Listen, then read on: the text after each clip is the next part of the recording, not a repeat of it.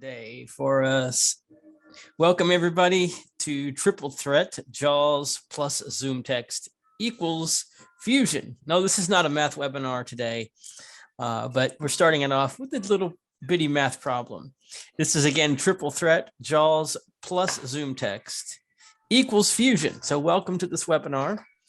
We're going to get our opening polls started, and we will get your code to you at the end of the polls. So let's deal with all of that now.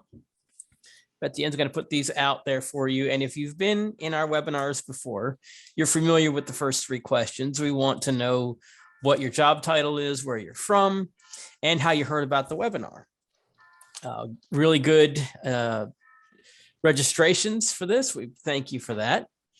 Then we have three additional questions we want to ask you. If we want to know, what is your comfort level teaching ZoomText? What's your comfort level teaching JAWS? And there's one other one here. What is your comfort level teaching Fusion? The answers are the same for all of these. So for ZoomText, beginner, intermediate, advanced, or Jedi, or not applicable if you don't teach it. What's your comfort level teaching Fusion? The same answers apply: beginner, intermediate, advanced, Jedi, or not applicable. What's your comfort level teaching JAWS? Again, beginner, intermediate, advanced, Jedi, or not applicable. As you continue to answer those questions, let me just give you a few other pieces of information you need to know to start the webinar. Please put all your questions in the chat. We will be trying to get those answered as best we can throughout the webinar, especially at breaks. But there may be some times, especially during demos, when chat may be turned off. If that's the case, hold your questions until we reopen it for the polls or for some other times when we need to get to some questions. 1.5 hours ACV REP credit. We have closed captioning available to you. And let's go ahead and join it and tell you who is going to be presenting for us today. We have two presenters. Ben Knolles, who's done webinars for us in the past on ZoomText. He's an assistive technology engineer with the Paciello Group Interactive, and they are a Vispero brand. Also joining us today is Amy Snow from the Wisconsin statewide assistant. She's a Wisconsin. Let me try to get this again. Let's start over. Amy Snow, Wisconsin statewide assistive technology specialist with the Wisconsin Center for the Blind and Visually Impaired. Now, our challenges. These are things that you may have run into at some point.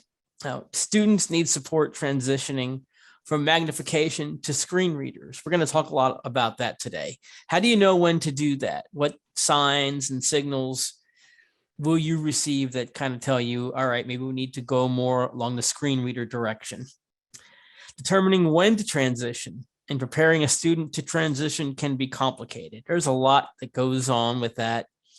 It's not just the material, it's just getting them used to that change. For some, it may be easier than for others. Students may want to continue using their vision while they learn screen reader skills. And vision problems can cause eye strain and musculoskeletal issues for students trying to rely solely on their vision. Definitely something to pay attention to. And finally, before we go look at our poll results and give you your code, our learning objectives for the day. So we're going to compare Fusion with ZoomText and JAWS. We'll explain what the quick access toolbar is. We'll identify when to use Fusion, JAWS, or ZoomText. We'll demonstrate where to get more information and resources to learn Fusion. Hello, everybody. Thanks for the intro, Paul.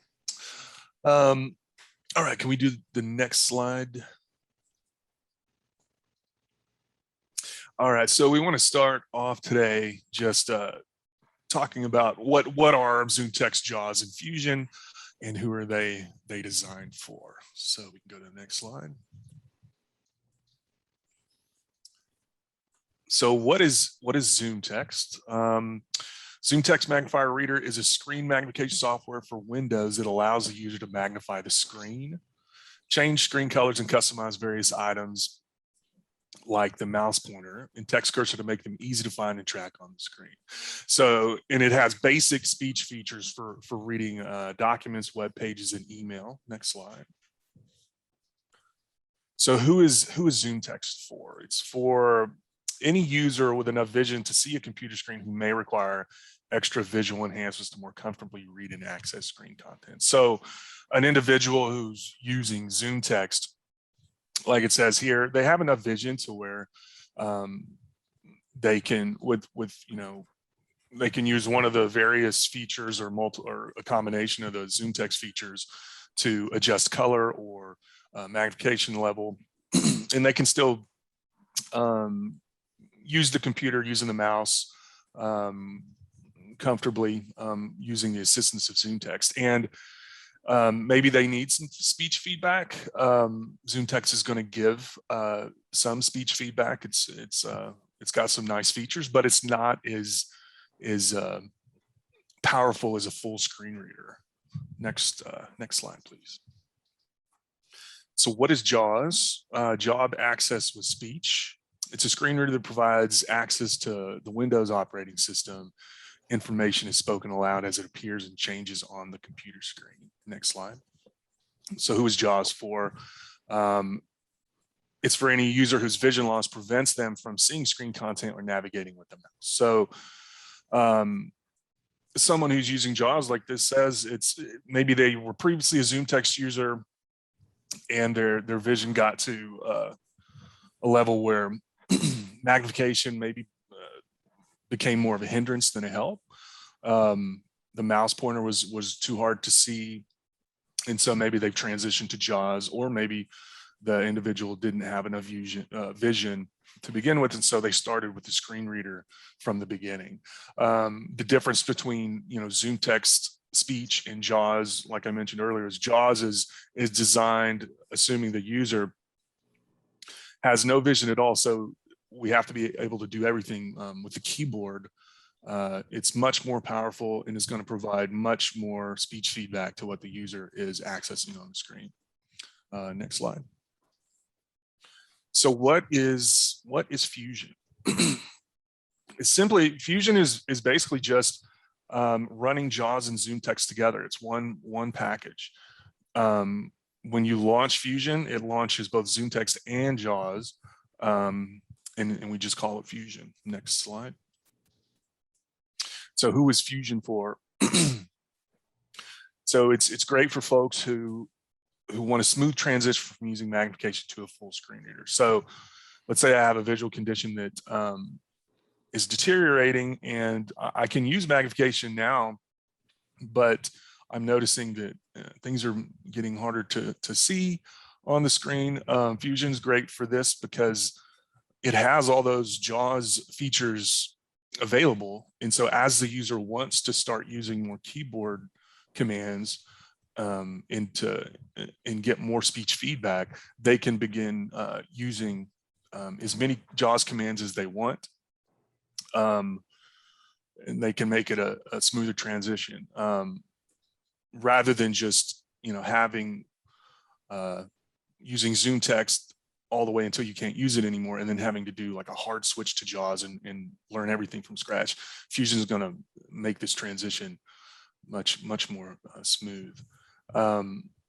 It also, having Fusion also is great for organizations that are looking to provide tools for every level of visual impairment with a single license and installer. I came from the nonprofit world, and when Fusion was made available, it was much easier for us to just install Fusion on our machines, and that way, whatever user used it, if they were low vision or blind, they could just start JAWS up, they could just start ZoomText up, or they could use Fusion, running both of those at the same time. All right, next slide. So, the big difference, a major difference between these products is the speech output that each one is going to provide the user. So I have a screenshot on the screen here of a navigation bar, and there's an expandable button highlighted, the About button. And so I'm just going to go through this and give an example of the kind of speech feedback the user would receive depending on the product they're using. So again, the about button has focus. If a user is using ZoomText Reader using the default verbosity, which verbosity is the setting of how much the product is going to speak, you can change that that setting to give you more speech feedback or less. So the ZoomText Reader default verbosity on this would just say about. It would just read about as that gain focus. If the user sets the verbosity of ZoomText Reader to the highest verbosity, it's going to say about button. So now it's going to read it and it's going to tell you what type of control it is, about button.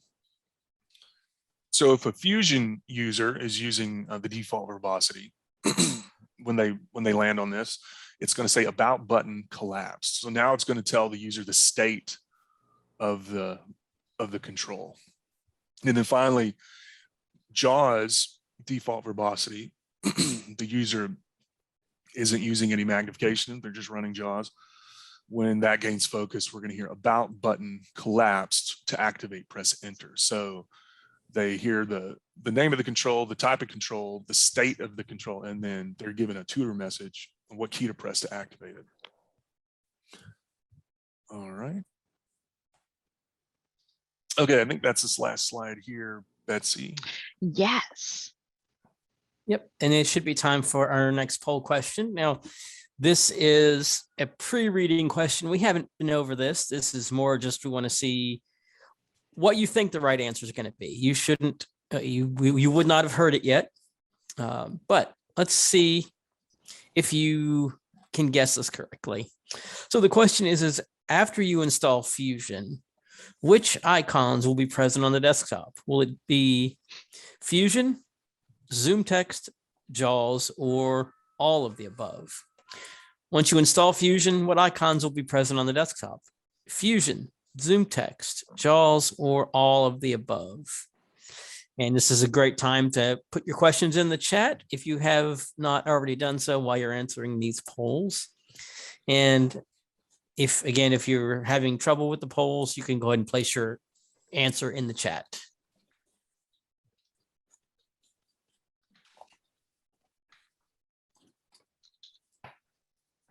All right, we haven't received any questions so far in the chat, but remember, chat will be open for most of the webinars. If you've got questions for our panelists, you can feel free to share them there.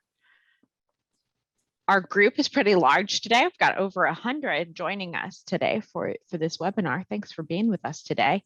And you guys are joining on the spot and answering this poll. About 65% have participated so far. So go ahead and review those answers, and we will let you know in just a minute what the correct response was. For today, our handout's going to be really important as we transition to our next speaker. So I'm going to drop the link to our handout page again. Make sure if you are following along on a computer, you can follow along with our handout. If you're calling in from a phone, be sure to drop by APH Access Academy handouts to grab that later on today. So for the results of our poll, 71% participated. After you install Fusion, which icons will be present on the desktop? 16% said Fusion, 1% said ZoomText, 3% said JAWS, and 80% said all of the above. Now, this was a pre-reading question, so we hadn't given you the answer before now, but Ben, tell us, what's the correct response? It is all of the above. Awesome. So 80% of our audience got it. All of the above are going to be available on your desktop.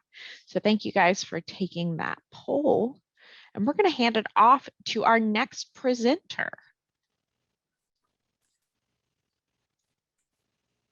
Hi, so my name is Amy Snow, and just so you have a little bit of background, I was a teacher for students with visual impairments for several years, and before I became a statewide consultant, I was in the classroom and I worked at the Wisconsin School for the Blind and Visually Impaired as the assistive technology instructor.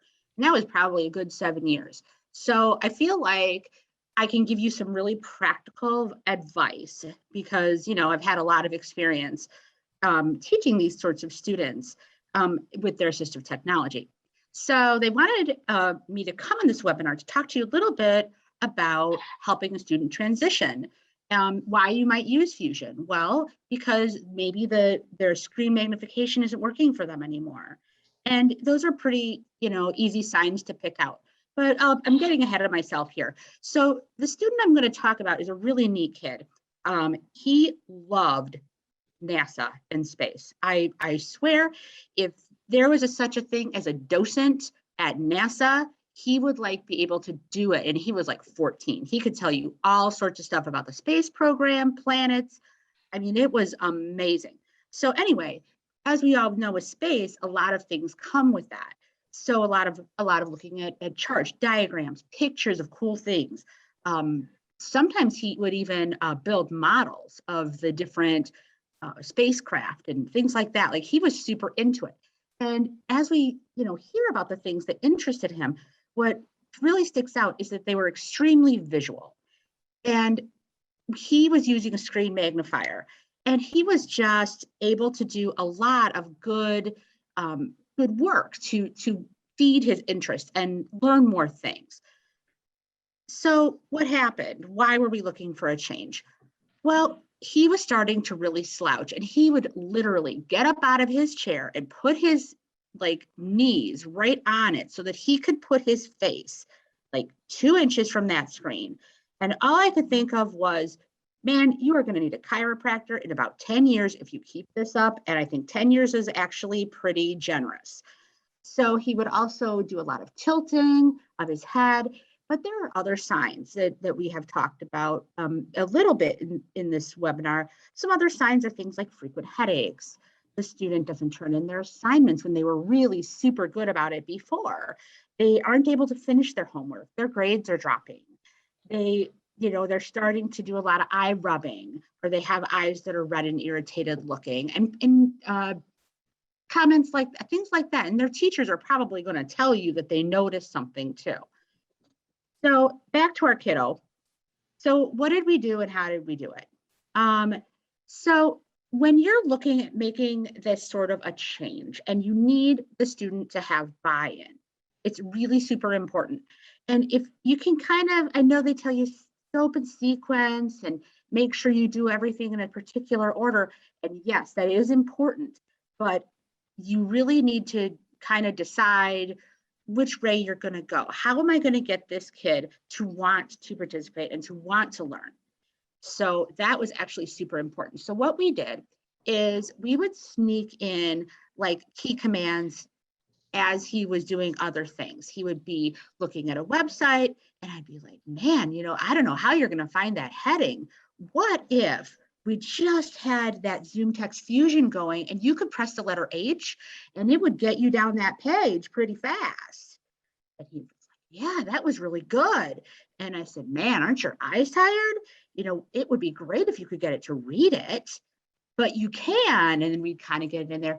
And the thing about this kid that I didn't mention before is, and I really felt very lucky that this was the case, and this is not always the case, but this kid just thought key commands were like magic. It was like knowing a secret that nobody else knew, and he was fascinated. So if you gave, he would look it up and he'd play with them and find different things to do. So we started doing some gradual transitioning. And pretty soon we would introduce small things. And then pretty soon he started asking questions. Well, how could I do this a little bit better? So he was learning to use JAWS, but he still had that safety net backup that he could use to access the things that he enjoyed. So it was really important to him to be able to do that. And my dad used to always tell me growing up, work smarter, not harder. And that's what I told him. I said, you're just going to need, if you want to do these things, you're going to have to be smarter and use your brain and think about things, because otherwise it's going to just take you so much longer. And wouldn't it stink if, you spent so much time working on your homework and, doing all this stuff, and you couldn't, didn't have the time to have fun because you were blowing your time trying to do things visually when you could have been so much more efficient using a screen reader. So that's kind of how we got that. So let's see. So we really don't want to take away his access. So we want to enhance it. So I think that's the end. We might be ready to go for a poll question. And then I think it's right back to you, Ben. All right. Okay. Let's get to this next question. So we're going to save the other question for Ben later. Okay, so this is the, we did switch the order. Okay, so which of the following are signs or signals that may indicate a student may be ready to transition from a screen magnifier to a screen reader? So transitioning from the magnifier to the screen reader, these are signs or signals. They experience headaches, migraines, or eye strain. Their posture is very contorted and uncomfortable looking. There is a change in their academic performance, particularly with regard to any assignment or project where there is a need to use a computer, all of the above or none of the above. So we're looking for signals and signs that may be indicating that it's time to make that transition to the screen reader. Headaches or eye strain, posture is uncomfortable looking, change in their academic performance, all those or none of those. All right. Well, as Thanks, folks Ben, for answering those questions that were in the chat. Yeah. Thank you, Ben, for answering those questions. I feel like some of those might be valuable to the rest of our audience to hear. So, Ben, do you mind answering out loud Sure. the question? If you already have ZoomText and JAWS loaded onto a computer or laptop, can you run both of them together, or is it better to load Fusion? I would recommend using Fusion. If you're using the most recent version of ZoomText and JAWS, I mean, technically you can do that, but it's going to be smoother using Fusion. I honestly haven't tried running just ZoomText and JAWS in a while, but Fusion's going to be the better option there. Great. Thank you for answering that. All right. Any other questions that we'd like to answer at this point? There was a question about JAWS having issues with some of the newer laptops. If I can say, someone who has a fairly new one, that if you're using it at home, it shouldn't have issues for the most part, except, as Ben mentioned, sometimes antivirus scans do things. Windows updates are problematic in that same way. When if Windows is trying to do an update, it will slow your system down. But at school, it may come down just to the antivirus or something like that, or updates. But generally speaking, it usually does fine with Windows 10, as long as you've got enough memory. Yeah, and we had a comment come in. I would say that running both JAWS and ZoomText separately depends on your environment. I have users who run them separately with great success, and I have users who run Fusion and they have success. So thanks for that comment on the first question that came in.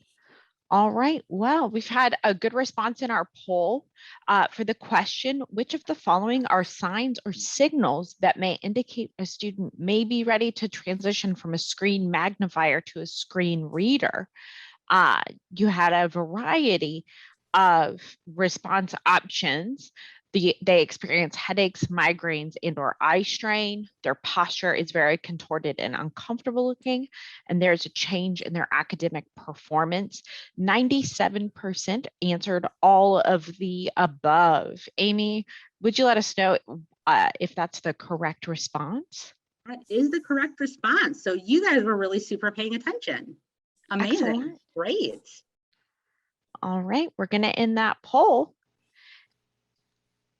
and hand it back to Ben. All right, so I'm gonna share my screen real quick. Great.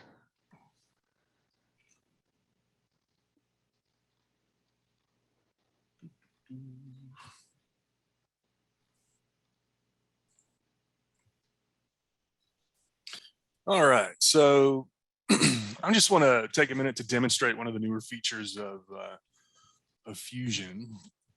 First of all, so I have Fusion installed, and here are those three icons. We have JAWS, ZoomText, and Fusion, so we could run any of these that we want. So I'm running Fusion, and for those of you that can see the screen and that are familiar with ZoomText, this is very similar. It's got a little bit of color scheme difference. It's got red where ZoomText is green, I believe. But it's very, very similar. You'll notice some differences on the tools tools menu, and then you'll see a few different options under voice. But for the most part, very similar. And then if we look down in the system tray, there is the JAWS for Fusion icon. So it's running in the system tray. If I press Insert J, there's the menu that we're familiar with. So that's just real quick showing you what that looks like. What I want to show you today is called the quick access bar. This is a feature that just recently was released. It works in both Fusion and ZoomText. And what it lets you do is it lets you place up to 8 shortcuts of your most commonly used magnification speech features in one toolbar. So for mouse users, it's beneficial because you don't have to, you know, if you want to increase, say you don't like using keystrokes, if you want to increase magnification, you don't have to switch back to the interface and click the buttons. It's going to allow you also to, like I said, yeah, you don't have to memorize those keystrokes, and you don't have to switch back to the interface if you don't want to. And so the keystroke we're going to use, I'm just going to minimize this, and let's just go to Word. And I'm going to turn color enhancements on. So if I hold caps lock and right click, here's our, actually I'm going to do that. Here's our quick access bar. So when I do that, I'll hold caps lock, right click, the menu shows at the location of my pointer. It's outlined in red. And we see it's pre-configured with some settings. I got increase, decrease. If I hover over that, the toolbar, it'll tell me increase magnification. There's voice assistant. So I can turn on pointer enhancements, disable pointer enhancements. I can enable Full speech. speech on demand. Turn speech off. So I'm using caps lock right click. You can also use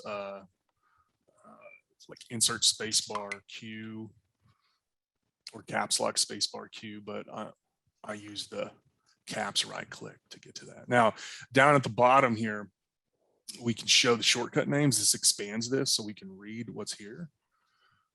And we can also see that when I expand that, I have this customize button that pops up. So I can customize these. I can take away ones I don't want, add ones that I like. I'm going to click that button. And up here, so we can have up to 8 shortcuts. So right now it says 8 of 8. So I can't add any more, but I can remove and add some different ones. I can also rearrange the order. If I just click and drag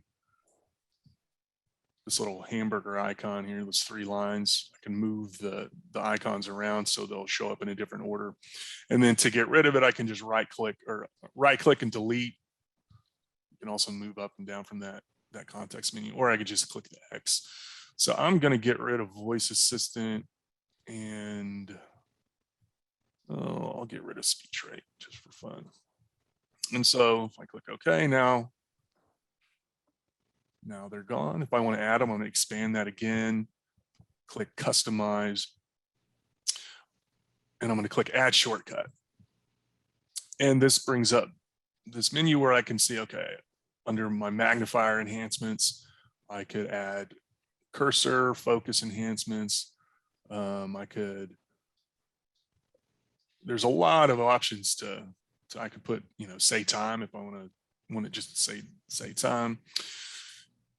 So I'm just going to put cursor enhancements on there just for fun and click OK. And now I have my cursor enhancement that I can toggle on or off. We also had preferences. Automatically hide quick access bar. That's so when I click off of it, it goes away. You can uncheck that, and that way it'll stay on the screen. And then you can change the color and the thickness of this outline here. Let's say we want it to be orange. So now it's orange. So that is the quick access toolbar. Again, it just came out, I believe, in the May update of ZoomText in Fusion 2021. So I think a lot of folks will find that useful. All right, so did we want to kick it back to Amy right now for more? I think we've got a poll question to launch. So Okay. Yeah, let's do that. And then we'll kick it back. I guess we do kick it back to Amy. So, but let's go with this question. So which command can the user perform to access the quick access bar in Fusion and ZoomText? Is it caps lock plus Q, insert plus right mouse click, caps lock plus right mouse click, or insert plus Q? How do you get to this quick access bar that Ben showed you? Caps lock plus Q, insert plus right mouse click, caps lock plus right mouse click, or insert plus Q?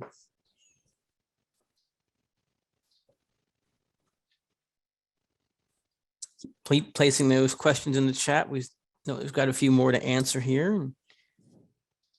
absolutely. And lots of questions have been coming in. So I'm going to try and make sure that we don't skip any. So if you have purchased JAWS and purchased ZoomText, if you want Fusion, is there a cost to it as well?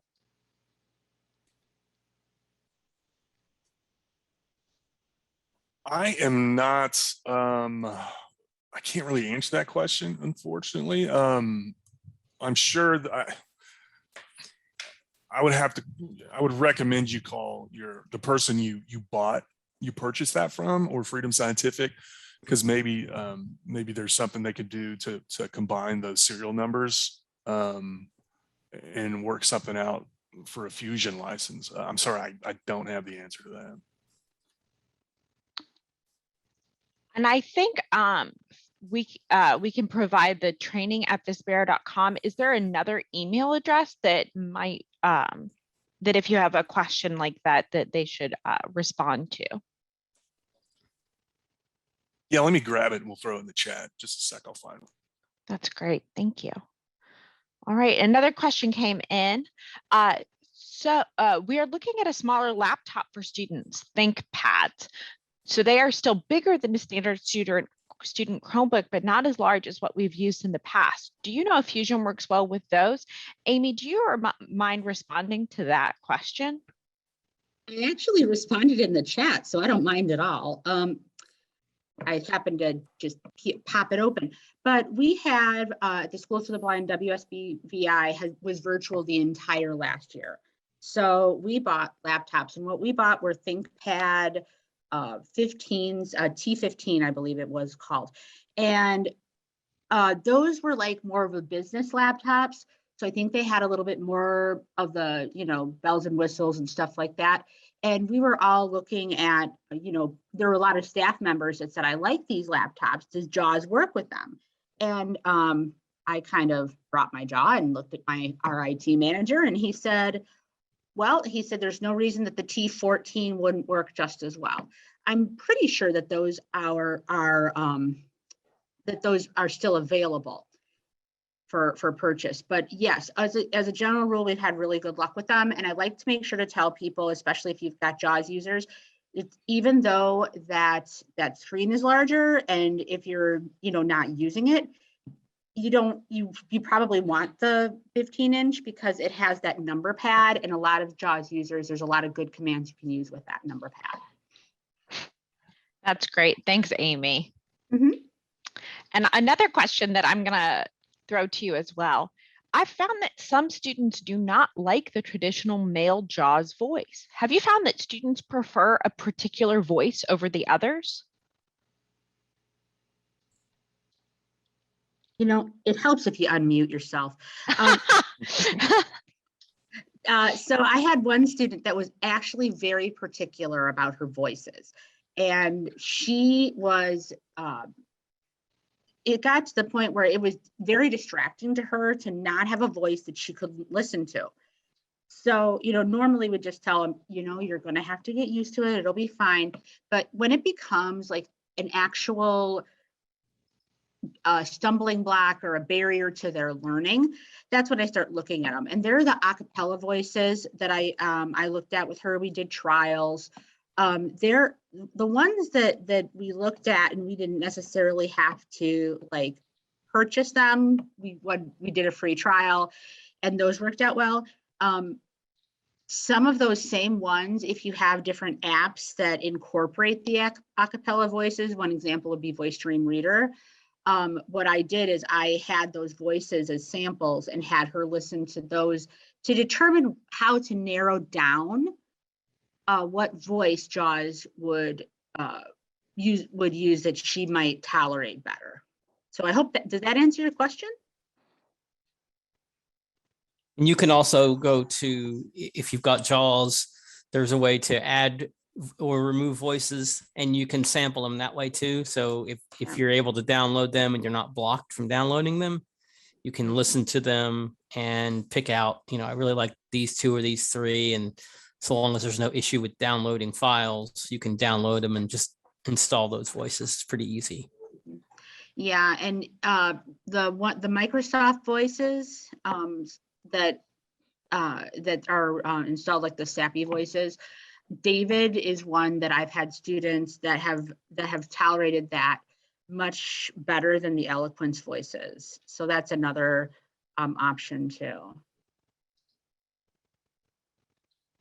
One thing about, I just want to toss in, Amy, the point you made about buying laptops with a numpad, I would really recommend that too, if possible, because it's so beneficial for JAWS users. One other thing I'd point out too, you know, a lot of the newer laptops, the function keys, you know, F1, F2, F3, they perform like mute or screen brightness controls. A lot of the newer laptops will basically, the problem with that is, you know, if I go to press Alt F4, it may change the brightness or actually mute or do something weird that I'm not expecting as a JAWS user, because that function key isn't performing the normal function that a standard keyboard would. A lot of laptop keyboards now will have this thing called function lock on an escape key. So take a look when you're looking at buying a laptop, look at the escape key and see if it says like, it'll say like FN/lock. And so if you hold the function key down at the bottom, usually bottom left of the keyboard, and hit escape, it will make those function keys perform as they normally do. F1's going to bring up help, things like that. So that's been coming up a lot lately with some of the folks I work with. Yeah, that's absolutely right. And we actually, when we send out the laptops to our students, we kind of thought of things like that would like mess them up, because we can't be behind them fixing it. So we provided written directions on things like, how do you turn off that mouse pad so that you don't keep hitting it with your wrist? You know, that's really annoying. Yeah. In that one too. And it's going to vary by brand, obviously, how you do it. Yes, Velana makes a good point. You normally can turn off those function key settings in the BIOS. The problem with that is if you're working with a user who is remote or doesn't have an, you know, if they're a JAWS user, right, the BIOS isn't accessible to them, and so they can't get to that setting to do it. But if they have IT support, you know, IT can take care of it. But But yeah, that Svetlana, that is a place to check. You can almost always change that setting in the BIOS if there's not a function lock key.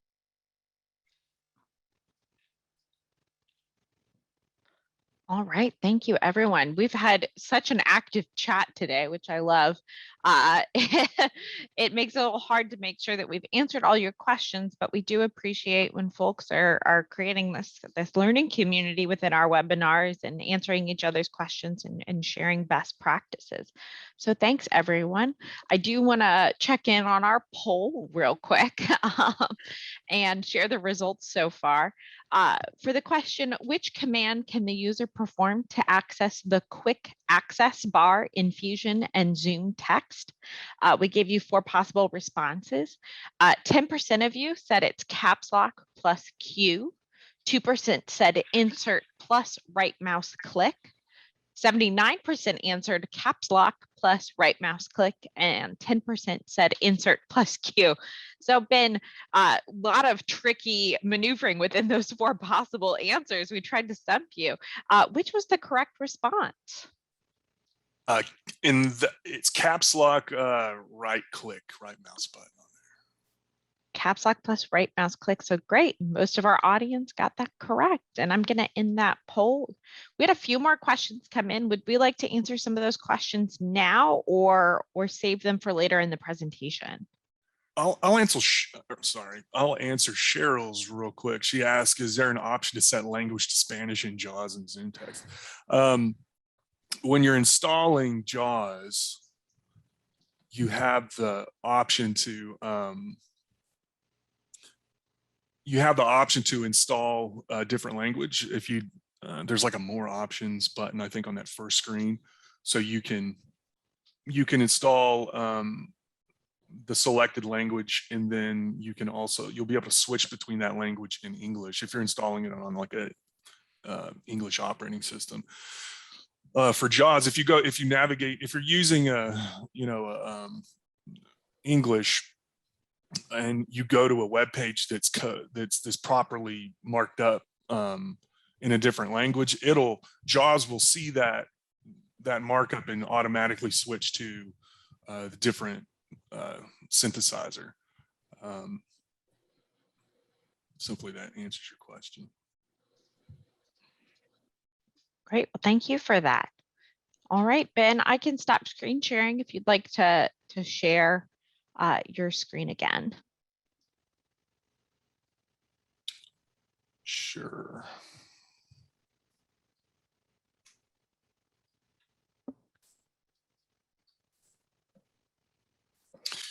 All right, so we had a question that came in that I just want to show real quick on that quick access toolbar. The question was, is there a way to put a shortcut to invert colors? So to make sure I wasn't muted there, sorry. And so the answer is yes. So what you want to do is you want to set first of all, go and set your preferred color scheme. I'm on the magnifier tab, I'm going to color, I'm going down to scheme, and I'm going to say invert colors. That's what I want to use. And so if I if I do my caps lock right mouse button, this is the color button right here. And so if I click that, it's going to toggle it off. And when I click it again, it's going to toggle it back on to according to whatever color scheme I've selected in this scheme. So if I had it set to black and white, it's just going to toggle that on and off.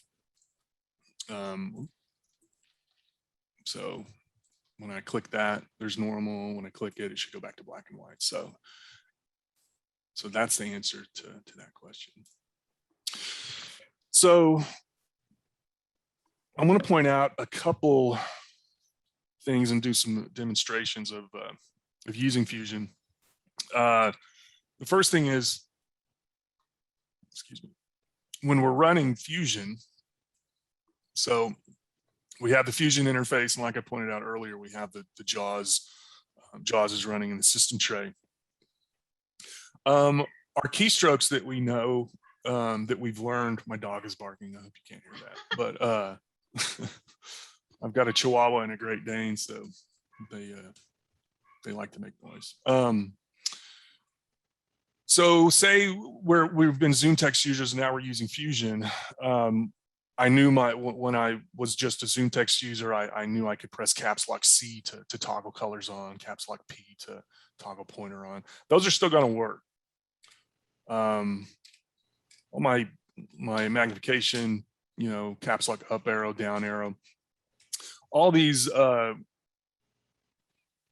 ZoomText keystrokes that I used to use when I was just using ZoomText, they're also going to work in Fusion. That's one of the nice things about this. You don't have to relearn a different keystroke to perform something you used to perform in ZoomText. So for example, I could still use alt caps enter Full speech.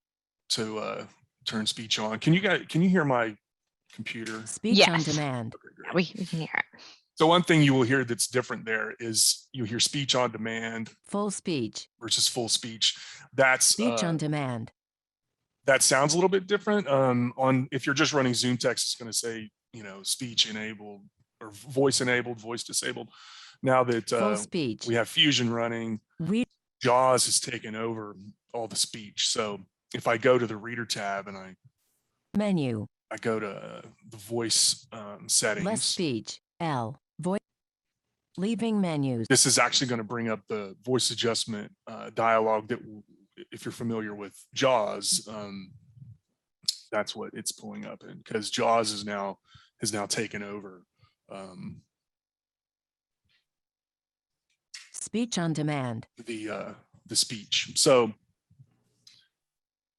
but you can still use alt caps enter Full speech. to toggle that on and off. Speech on demand. And part of the transition to using JAWS along with this, using Fusion, is we can also start using the JAWS command to disable speech. That's insert spacebar and then S Full speech. is in Sierra, so that works Space. Speech on demand. as well. So Amy was mentioning on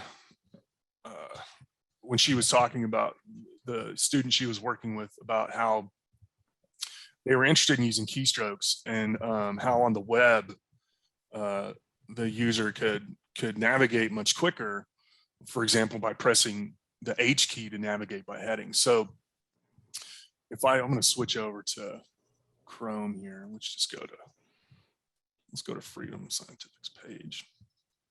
So I have speech disabled.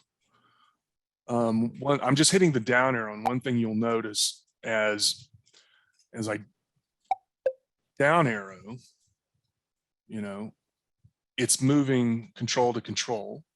If I was just using ZoomText here, it would just scroll the page down.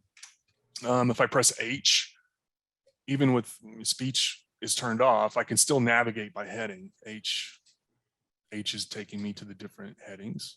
This is a navigation quick key. So if I don't feel like listening to JAWS speech right now, say later in the day, eye fatigue kicks in and I need to start using speech. If I want to do that, I can just insert spacebar, Full speech. turn speech on, and then continue using this H Software releases heading level 3. and get that speech feedback. Contact us heading level 3. Freedom Science. I go back to the top of the page here. Products collapse. If I down arrow, Link collapsed menu software. collapse menu software, Link collapsed menu services. collapse menu services. So I can just simply arrow through this. Space. Speech on demand. Let me go to a different website here real quick. Yeah, let's go to this. So this is a web page on Surf's Up that has, on Freedom Scientific site, that has all our navigation quick keys that we can use with JAWS and Fusion. So on this page, again, if I want to have this read it to me with ZoomText, if I was just using ZoomText, I would have had to turn on App Reader, alt caps A, and then let it read through the page. With Fusion, I can just turn Full speech speech. on and start down arrowing. Navigation quick keys make it faster and easier to move around on a web page and anywhere else the virtual cursor is active. These two keys on the main part of the keyboard and are heading level 2 HTML navigation. And I have that focus enhancement that I can track where my cursor is. So this is a big, benefit in using Fusion versus just ZoomText by itself if the user is needing more speech feedback. App Reader is a great tool in ZoomText, but this is just much more, efficient. You just turn speech on if it's off and then start using your arrow keys Many of the JAWS to navigate get the feedback you want. And again, we could use H to jump to headings. quick key settings heading level 2. If I want to jump to a table, I can just press T. Wrapping to top. Table with 2 columns and 44 rows. Space. Speech on If I'm demand. filling a form out, let me switch over to this form. I have more quick keys I can choose from. Full speech. E for edit box, First name. This is a required field. Edit. B for button. Mailing address button. Another Freedom Fusion really for nice test document tool. budget test SurfSop. Surfing. Surf. are links lists and heading lists. If I don't want to press H to navigate through the page, I'm just going to use for those of you familiar with JAWS, I'm going to use the JAWS command insert F6. Heading list dialog. This brings up my SurfSop. Let's see where JAWS can take. list of headings. And as I arrow down through this, I have the focus indicator showing where focus is. Getting started with SurfSop: 2. 3. Install and launch Google Chrome: I can just press enter. enter. Heading level 3 install and if you And would that like puts me there on the page. So a lot of options. Again, too, insert F7 is going to bring up a links list. dialog. Links. Skip. And then I can use first letter navigation to find the link I want rather than trying to find it with my vision in the mouse. Say I want to find that article or the page, the link to tables. T. Tips for transitioning to Press T. T. Temporary versus T. Tables. 8 of 30. Enter. HTTP. So tables now with JAWS dash. this is one of the great tools you can use when you're working with someone to help them transition to using keystrokes. It just makes navigating the web just a lot more. You can be a whole lot more efficient while doing that. Another benefit. I'm going to switch over to Excel and Task switch. Nav. View test. Budget sample. XLSX dash. Budget so sample. I'm going to turn speech off just for a Speech second. on demand. So within a table or like a data range like this, one thing that if we're using JAWS and we can't see the screen, it's important for the table to be formatted correctly. So as I navigate to a different column or row, it will read what the headers are. So let me just demonstrate that real quick. Full speech. This is formatted correctly. So when I down arrow, I'm currently in cell B4, January rent. If I go down, it's going to tell me that I'm in the February row. February. $1,200.00. And then when I change a column, if I go to utilities, it's going to tell me the column header. Utilities. $80.00. So one of the benefits of Fusion, say my vision, 2, 2, 3, 4, 4, 5. say I'm using 5X and I can see this okay, but and normally I don't use speech, but Space. Speech on demand. I'm starting to learn more keystrokes and maybe use speech. So this is an example where if you're using Fusion, it may come in handy to just turn speech on. Full speech. July. $115.00. So now I can navigate. Groceries. $220.00. And I don't have to go back up to the top to see if this thing wasn't formatted correctly. I don't have to go back to the top to see what the column is, or I don't have to scroll all the way to the left to see what the row header is.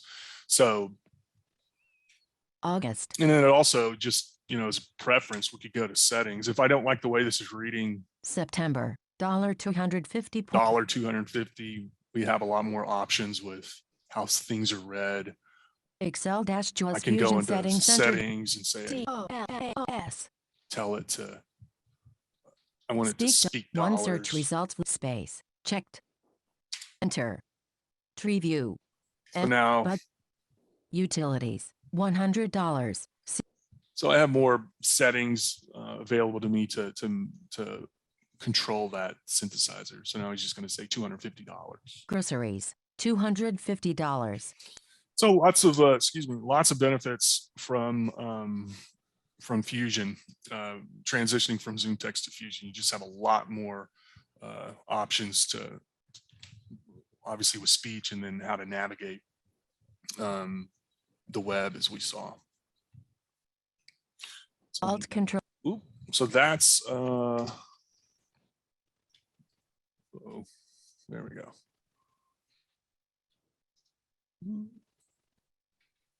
That's all I had to show, Betsy. All right. Well, thank you so much, Ben. As you've been presenting, lots and lots of questions have come in and some responses to questions. So let's take a look at the chat and see if there's some questions that we can answer during this webinar. One that came in earlier is a question about JAWS. And the question is, JAWS will only read text, correct? It will not describe images. It's a good question, actually. Let me.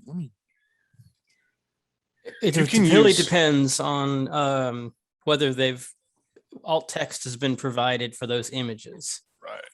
Whether there's any text in the image, because sometimes it'll pull it, and it depends on whether you're looking at social media, because then there's Yeah. that other component in it too. So Yeah, and as Mike just said, you can also use Picture Smart, which is another yeah. discussion for another day, but Exactly. it's a really good tool for getting basic information about a picture or an image.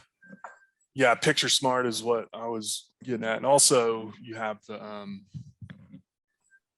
OCR features of JAWS in Fusion. I see one real quick. I'll answer from Carlo. What is the difference between JAWS screen reading and software in Fusion?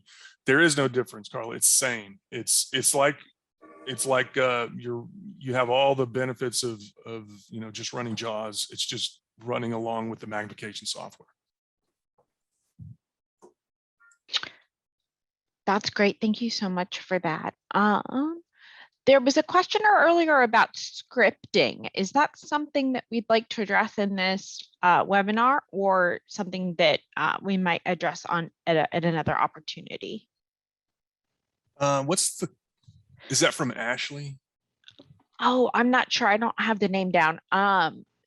JAWS does not always mesh with other software like Epic. I have a client who works in a hospital, and she's finding she cannot access many platforms using JAWS. Will you be addressing scripting in this session? No, I won't. That is a big topic right there. Topic. Okay, Yeah. great. Excellent. That might be something that we address in a future webinar. So thanks for bringing that up. We'd love to hear from our audience what they're interested in. Yeah, another question about Picture Smart. So that definitely might be something that we look on as another topic for a future webinar. Thank you. All right. Any other questions in the chat, Ben, that you're finding that we might want to address today? I don't think so. I would like to address I don't want to go off on a tangent on scripting. I'm a JAWS scripter primarily, so that piqued my interest, but it'd be cool to do a webinar on JAWS scripting. Oh, I'd attend that.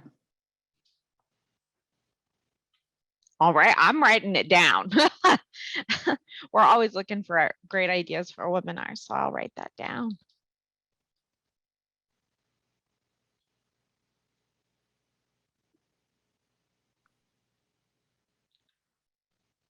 Yeah, and another vote for JAWS scripting. All right. Well, Amy, do we want to go back to you and talk about some of the resources that you've combined for us? Yep, that's perfectly fine. So let me just grab. Ooh, it's really gonna be fun here. There we go. Okay. So now let me just share my screen. Okay. Okay, it's going to be Russian roulette on which one of these things is the right one. Oh, there we go. Okay, yeah, it's lucky it's blue. Okay, now can you see my screen? Not yet. We've got a screen. Amy Snow has started screen sharing and I'm not seeing Oh, anything yet. why? Okay. Because it's showing up here and it's. Oh, we got it now. We got it Oh, now. okay. We've got WCBVI. Yes, Yep. we've got that, Yep. that main page now. Okay, perfect.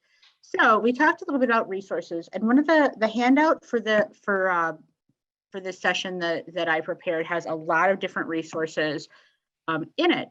But the thing about that handout is it is not a living document. It's not a living resource. This website, and I gotta say, I spent a lot of time on this puppy, has a lot of resources in for AT. So let's look at some of the resource options here. So if I go to general resources, I can do equipment, I can find tutorials, accessibility tips. That's something I send out to our staff. Like I find that people have so many questions about something, so then I create a resource for it and I post it. And I always assume that there might be some person out there that has the same problem. Creating accessible content, and there's a list of support options as well. So let me just go to general resources.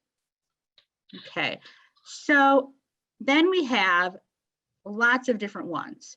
So we have screen magnifiers, screen readers, Google apps and screen readers, which somebody actually asked about in the chat, I saw.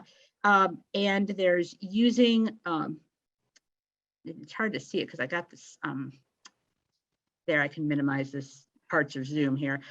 Using mainstream products with AT and mobile device accessibility and coding resources for the blind and visually impaired.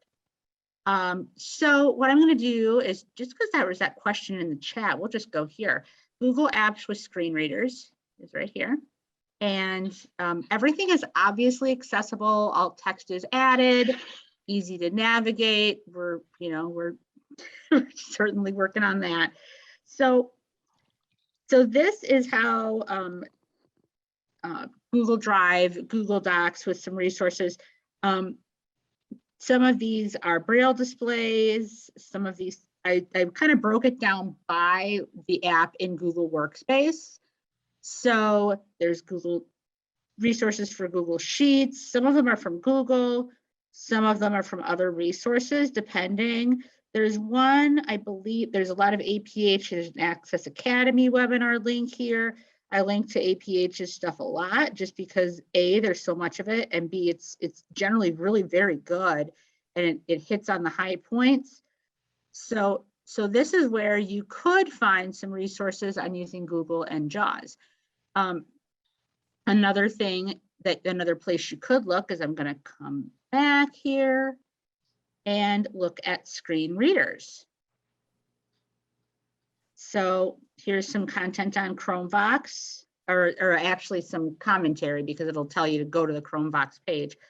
But so I have some JAWS stuff here, actually quite a bit. Some of the documentation from Freedom Scientific, there's a lot of that. Resources from around the web, YouTube short videos and playlists, and webinars and podcasts. So some of these are the Freedom Scientific content. Some of them are content that are put on by other folks. Let's see, NVDA is down here. Mac with VoiceOver is down here. Fusion could be in both places, but I happened to have stuck it on the screen magnification page. So these are just some resources, and I'm going to come back to equipment. I'm going to come back here. All right, I'm just going to go home. There you go. So I don't know if anybody had a chance to drop this link in the chat. I think it's also on the handout. Yes, I dropped it. I think it might be, I might have gotten the wrong one. So just hold on, Okay. everyone. I'll get the correct one that will open.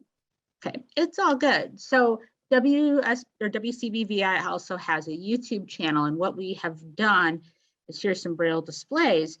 is we try to pick a product that there's a lot of questions about. I'm going to come down here to the Brilliant BI. Yeah, Humanware, all of Humanware's web resources are here. So just to give APH a good, this is an APH webinar, might as well go for it. So these are resources on the Chameleon 20 from APH. There's a list of those resources. There's a list of YouTube playlists. There's a Chameleon 20 playlist here. That's a 13 video playlist that I broke down the Chameleon and, well, I didn't break the Chameleon, but you get the idea. I broke it down into lessons. So this is how the editor works. This is how you could get Bookshare content.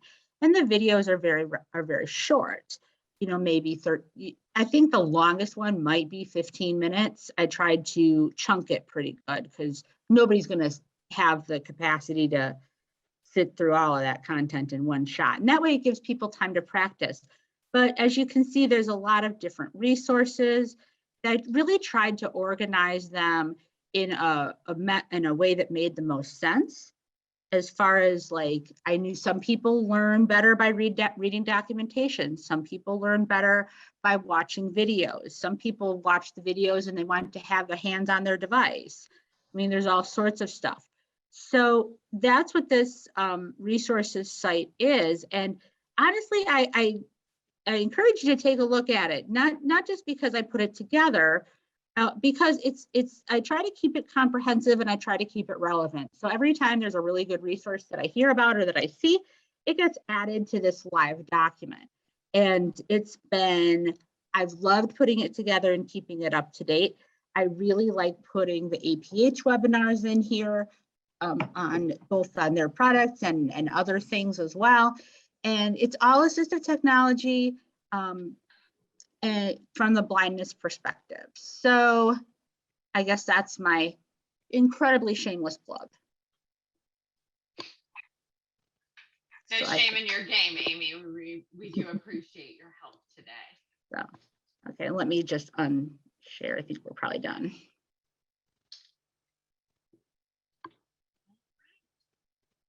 Well, I'm going to go ahead and share my screen again as we wrap up the webinar.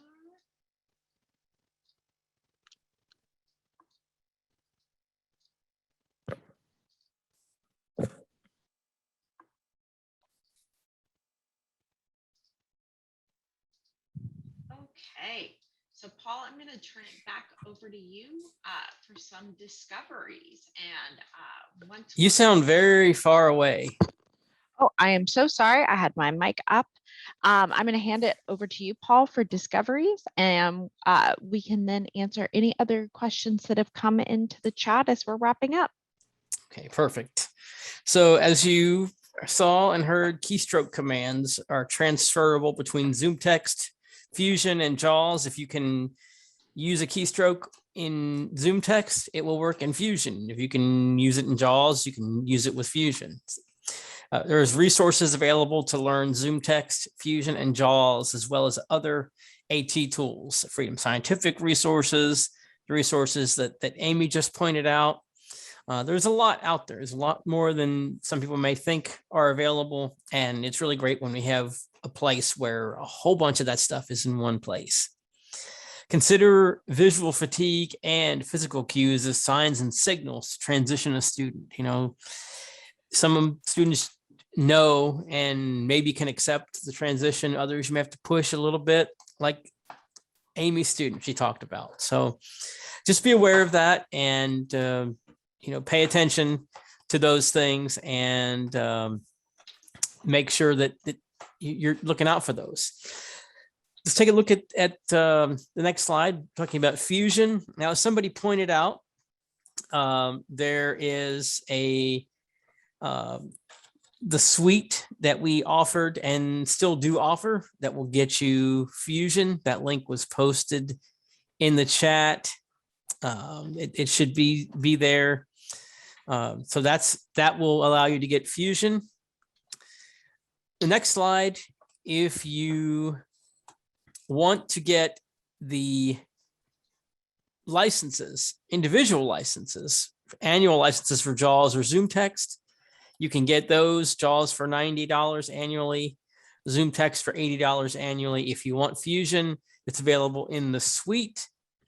If you have questions about that, Mike Wood, who told you you could contact him earlier if you had questions about Fusion. He's a great resource for any of those things. Any questions about software, Mike is more than happy to help you, and he'll make sure that you get what you need, get it taken care of. Do we have any more questions we want to try to answer? Right, I'm looking back at our questions, but Ben and Amy, I invite you to look back as well and see if there are ones that are answerable today. Yes, so the question I'll pose to both Ben and Amy, do all the products you discussed today work with Braille displays? I'm pretty sure they work with Fusion, but because, yes, so Amy, I'll turn it over to you to answer that question. I thought you were done asking it. It will work with JAWS. Remember, a Braille display has to be run in conjunction with the screen reader. It won't work otherwise because it needs that as a driver to allow the Braille display to talk to the screen reader who talks to the computer. And that communication has to be kept. So if you plug your Chameleon in, you're going to need a screen reader component. I'm sure Fusion and JAWS have it, but I'm equally almost entirely sure that you can't use a Braille display with Fusion, or I'm sorry, not Fusion, pardon me, with ZoomText, because it is exclusively for magnification, and you have to almost get that app reader going. It wouldn't make sense, but I'm sure that it's available for Fusion and JAWS. Great, thank you for that, Amy. We've got lots of links in the chat, but of course, if you're missing something, be sure to go to our handouts page. That's where Amy's fantastic resources located on the APH web page. Just looking back at the questions, making sure that we yes, another question came in. Do these products work on a Chromebook? No. No, Chrome is its own operating system, and JAWS, ZoomText, and Fusion must be run on a Windows operating system. So sorry, but you do have Chromevox on a Chromebook. That's good to know. All right.